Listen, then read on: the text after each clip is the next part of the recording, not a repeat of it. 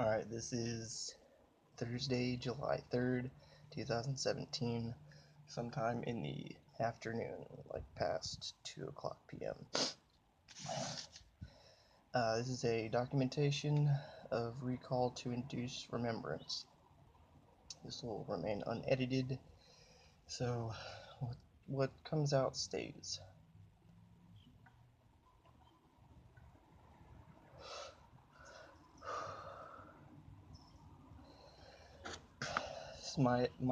This is my admission and experience of non-consensual mental programming. This is my sovereign choice of exit to engage and sustain personal conscious freedom. Bridging compartments.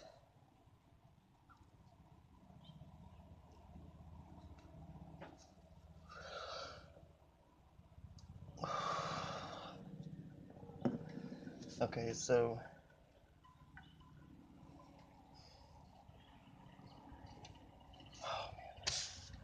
it's a lot harder than I thought.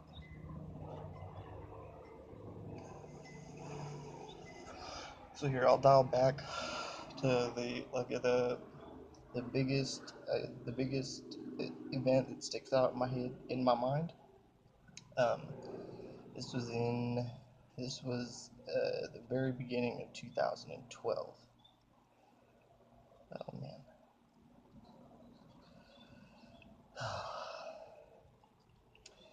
So from what I can surmise, at some point in my life, I gave some type of consent to the entry and access of program.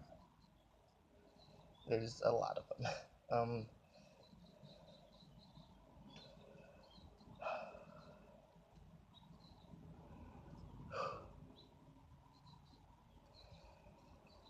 Um, it's a trauma-based programming. Oh man. So this this event took place when I was 22. I was 22 years old, and this was right after like a big, call it a big, well, one of those phases that we all go through is growing things. Depression, a dark phase in a sense. After going through that, I made the choice to. Well, the mantra in my head after that was, if I want to get my life right, I have to get my mind right. So I went to go see a specialist.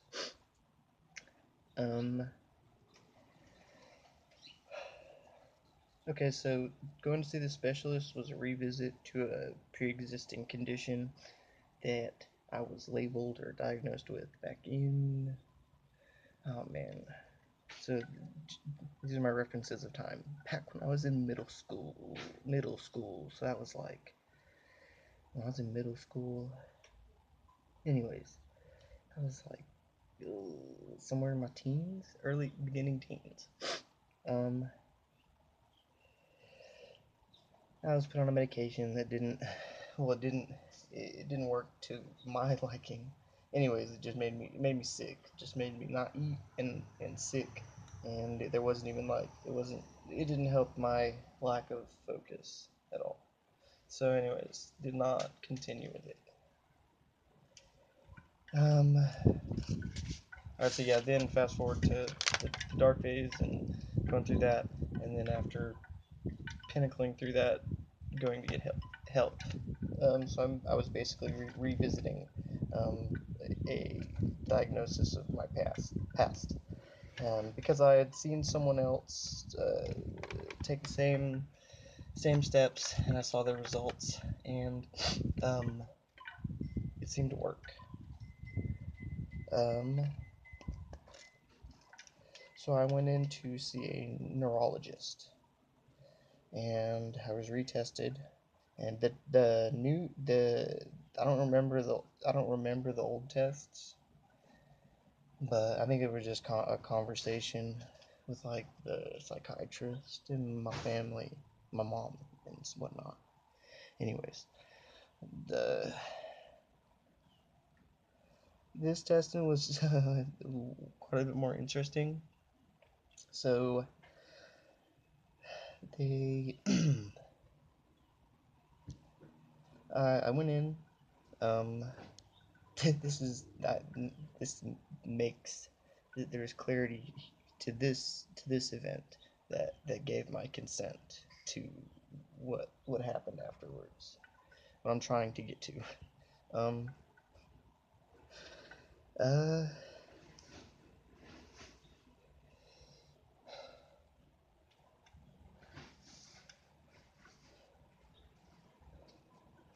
sorry, I got a little distracted.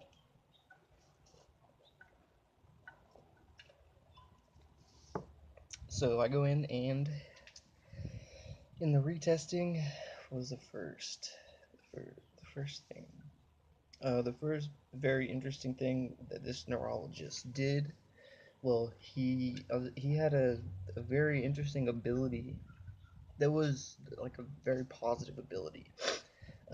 He basically, well, from what I can surmise, he knew what he was giving out, and he knew like he knew, yeah, he knew he had to have some type of knowledge as to what was given at what opportunities of access are presented when taking when getting prescribed this. Because he would he would base, well, he could make you tell the truth. Anyway, so he basically just had me in there bawling about certain events in my life, kind of pulled out certain traumas, I guess, and um, uh, after that, he basically just like, yeah, it looks like, you know you're not faking, and this could do you some good. Um,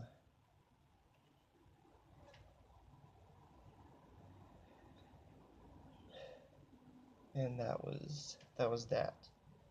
So like well, anyways, so it was interesting. There was pre-suggestion as how to perceive this, as to how to perceive this tool. That's what he called it. It wasn't a pill.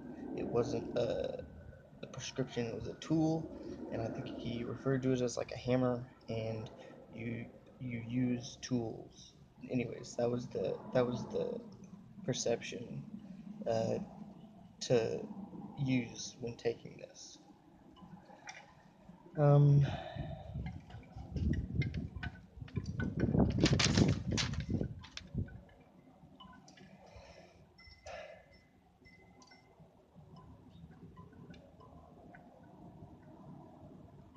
sorry, it's interesting. Like I'll get to these certain. It's like I have to let it release. I don't know. It's like a just kind of after each statement like that, there's just kind of blank thought, and I guess digestion is exactly what that is. Um, all right, so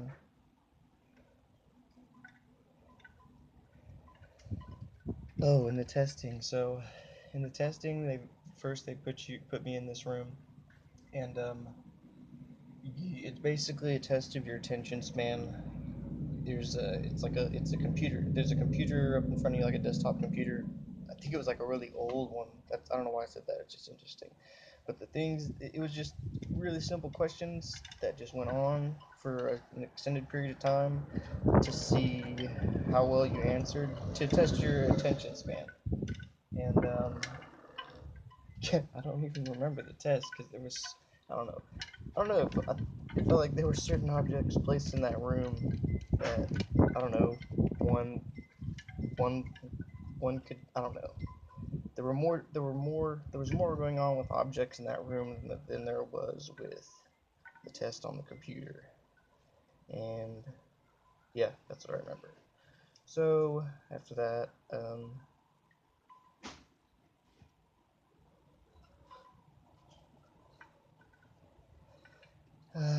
they took me into another room where I met with a nurse who was overly, overly not theatrical. Well, yeah, I guess she was just like running a program. Just it was weird. It was like you could tell that it was what she, I don't know, just what she had to say to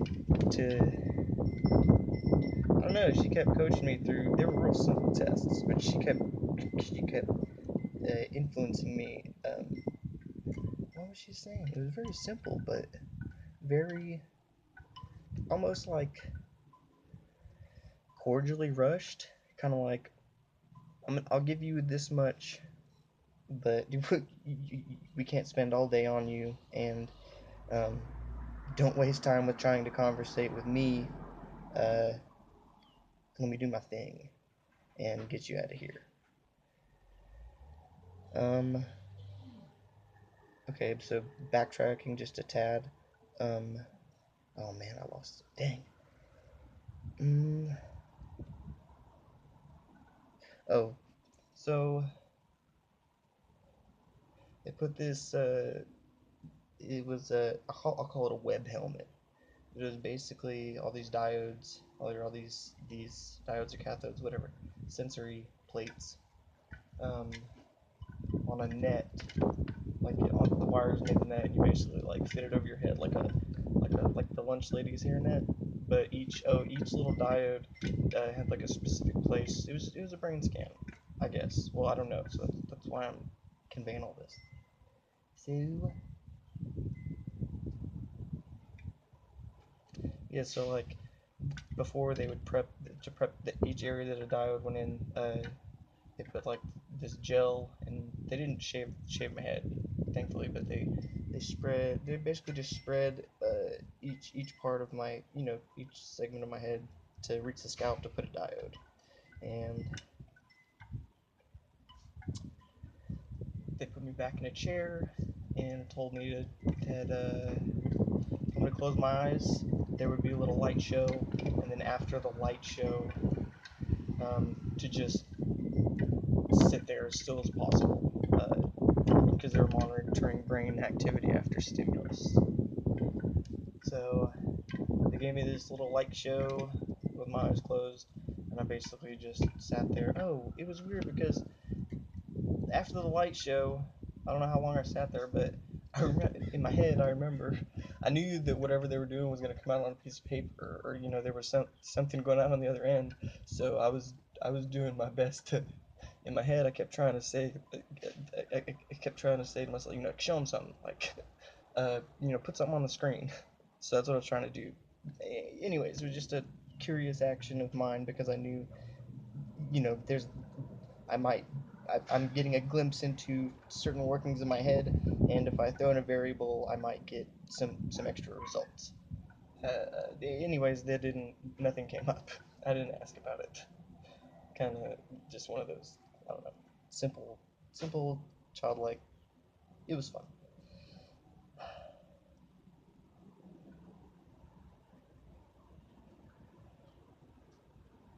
Okay, after that, that's when I met with the female nurse, and